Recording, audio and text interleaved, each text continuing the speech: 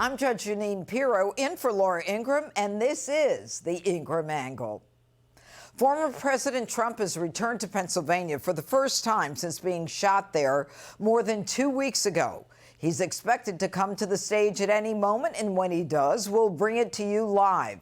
But first, Trump never backs down from a challenge, and unlike his opponent, will gladly talk to the press even if it's a hostile interview. His appearance today at the National Association of Black Journalists could have been a moment for the media to put aside their anti-Trump bias and focus on addressing the issues that Americans truly care about. Instead, this is how it all started. I want to start by addressing the elephant in the room, sir. A lot of people did not think it was appropriate for you to be here today. You have used words like animal and rabid to describe black district attorneys.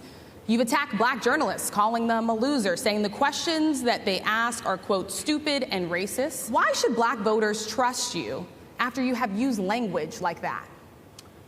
Well, first of all, I don't think I've ever been asked a question in such a horrible manner. First question. You don't even say, hello, how are you? Are you with ABC? Because I think they're a fake news network, a terrible network.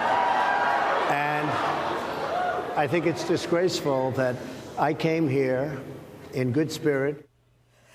They launched so many gotcha questions at Trump, all designed to paint him as an awful racist bigot, but he kept swatting them down. The message is to stop people from invading our country that are taking, frankly, coming from the border are millions and millions of people that happen to be taking black jobs. You had the best. What exactly is a black job, sir? A black job is anybody that has a job. That's what it is, anybody that has a job. All right. Thankfully, there was one journalist there who kept the focus on the real issues, Fox's own Harris Faulkner, who was tough but fair to the former president.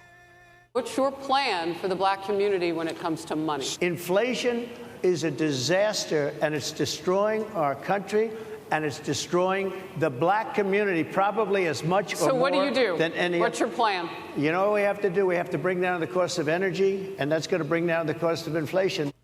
These are the issues the Harris campaign doesn't want Trump talking about, and they'll use their media surrogates to shift the conversation away from those and toward petty identity politics. All this proves is that Trump will speak to any audience and interview with any journalist. The Harris campaign will keep her under wraps, encased in a media-friendly bubble until the election. Trump doesn't have that privilege. He has to work to earn the votes of the American people.